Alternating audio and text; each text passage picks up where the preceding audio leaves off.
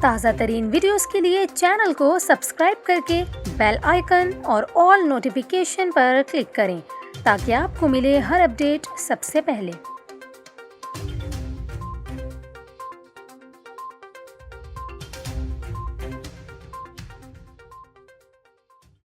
السلام علیکم، میں ہوں آپ کے ساتھ کومل خان اور آپ دیکھ رہے ہیں نیوز 24/7 اردو۔ ناظرین، ابھی آپ کو بتائیں، بھارتی ریاست کیرلا میں سمندری طوفان نے تباہی مچا دی۔ سمندری طوفان کے باعث کیرلا کے ساحلی علاقوں میں مسلسل بارشوں کا سلسلہ جاری ہے۔ تیز ہواؤں کے جھکڑ سے پول اور بل بورڈ سڑکوں پر گر گئے، عمارتوں کو شدید نقصان پہنچا۔ آپ کو بتائیں، بھارتی محکمہ موسمیات کا اس حوالے سے کہنا ہے کہ مزید 2 دن میں طوفان کی شدت میں اضافہ ہوگا، جس کی وجہ سے کیرلا، کرناٹک، گوا، مہاراشٹر اور گجرات کے ساحلی علاقوں میں شدید بارشوں کا سلسلہ جاری رہے گا۔ آپ کو بتائیں، میونسپل اور ریسکیو اداروں میں پہلے ہی ایمرجنسی نافذ کر دی گئی ہے۔